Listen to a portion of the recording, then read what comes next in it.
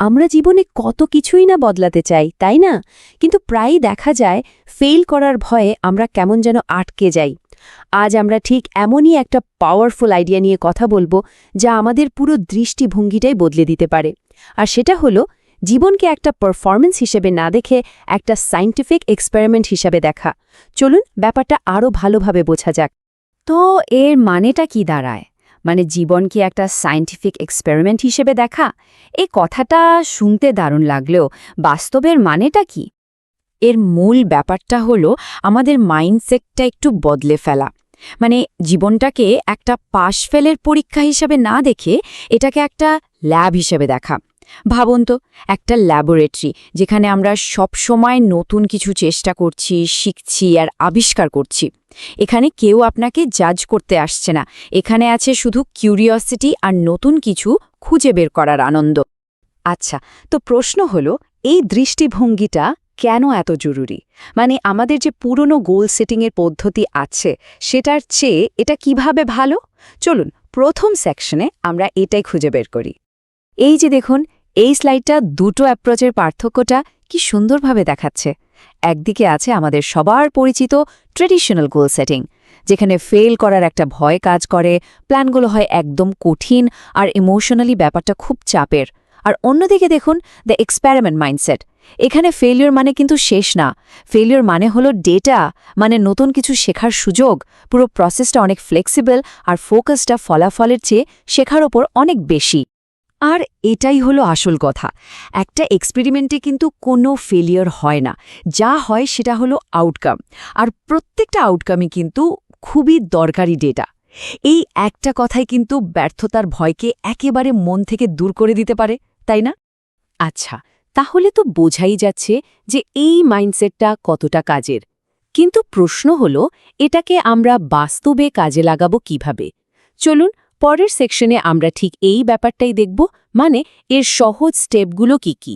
দেখুন, এই 4টা স্টেপই হলো আমাদের পার্সোনাল সায়েন্টিফিক মেথড, একদম সহজ, ঠিক যেভাবে বিজ্ঞানীরা কাজ করেন।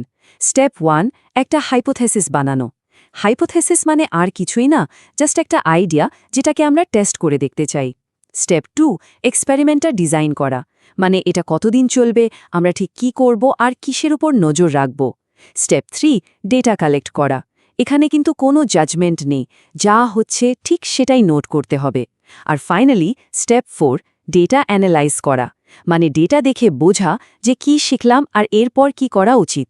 শুনতে হয়তো একটু থিওরিটিক্যাল লাগছে, তাই না? চলুন একটা সত্যিকারের উদাহরণ দিয়ে পুরো ব্যাপারটা বুঝি, তাহলেই দেখবেন এটা আসলে কতটা সহজ আর কাজের। তো আমাদের এক্সপেরিমেন্টের বিষয়বস্তু কি হবে? চলুন একটা খুব কমন সমস্যা নিই, প্রোক্রাস্টিনেশন বা কাজ ফেলে রাখার অভ্যাস।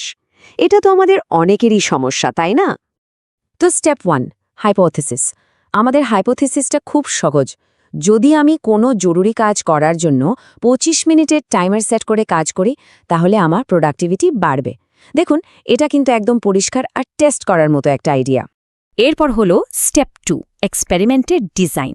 আর ডিজাইনটা দেখুন কি দারুণ সহজ। সময় মাত্র 1 সপ্তাহ, মানে 5টা কাজের দিন। কাজটা কি? 25 মিনিট একটানা কাজ, তারপর 5 মিনিটের ব্রেক। আর আমরা মাপব কি? প্রতিদিন ঠিক কতগুলো 25 মিনিটের ফোকাসড ব্লক আমরা শেষ করতে পারলাম। এর জন্য কিন্তু কোনো দামি গ্যাজেট লাগবে না, ফোনের টাইমার বা একটা সাধারণ টাইমারই যথেষ্ট। এবার 3 নম্বর স্টেপ, ডেটা কালেকশন। এই টেবিলটা দেখুন, এটাই আমাদের ডেটা। সোমবার মাত্র 4টা ব্লক, আর নোটে লেখা শুরু করতে একটু কষ্ট হচ্ছিল। খেয়াল করুন, এটা কিন্তু কোনো ফেলিওর না, এটা একটা অবজারভেশন। মঙ্গলবার হলো 6টা, বুধবার একটু কমে 5টা। শায়দ কোনো কারণে মনোযোগে ব্যাঘাত ঘটেছিল, কিন্তু তারপর দেখুন বৃহস্পতিবার 7টা আর শুক্রবার তো একেবারে 8টা। কি দারুণ একটা গ্রোথ, তাই না? আর সব শেষে স্টেপ 4, অ্যানালাইসিস। ডেটা তো একদম পরিষ্কার, তাই না? এই টেকনিকটা কাজ করেছে, প্রোডাক্টিভিটি কিন্তু মনে করে বেড়েছে। তাহলে এরপর কি? পরবর্তী এক্সপেরিমেন্ট হতে পারে এই ব্লকের সংখ্যাটা আরও একটু বাড়ানোর চেষ্টা করা। আর এটাই হলো আসল মজা, একটার পর একটা এক্সপেরিমেন্ট চালিয়ে যাওয়া। তো আমরা প্রায় আলোচনার শেষ পর্যায়ে চলে এসেছি। চলুন পুরো ব্যাপারটা থেকে আমরা কি শিখলাম সেটা একবার গুছিয়ে নেওয়া যাক। এই কথাটা আমার খুব পছন্দের। লক্ষ্য সঠিক হওয়া নয়, লক্ষ্য হলো শেখা। যখন আমাদের ফোকাসটা সঠিক হওয়ার চাপ থেকে সরে এসে শেখার আনন্দে চলে যায়, তখনই কিন্তু আসল পরিবর্তনটা শুরু হয়।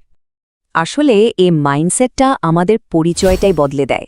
আমরা তখন আর এমন কেউ থাকি না যে হয় সফল হয় বা ব্যর্থ হয়, বরং আমরা হয়ে উঠি একজন এক্সপ্লোরার, একজন আবিষ্কারক যে সবসময় নতুন কিছু অন্বেষণ করছে আর শিখছে।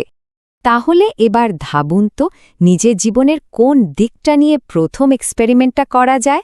স্বাস্থ্যের উন্নতি, নতুন কোনো স্কিল শেখা, নাকি কাজকর্মে আরও মনোযোগী হওয়া? নিজের ল্যাবরেটরিতে প্রথম পরীক্ষাটা কি হবে সেটা ঠিক করার সময় কিন্তু এখন।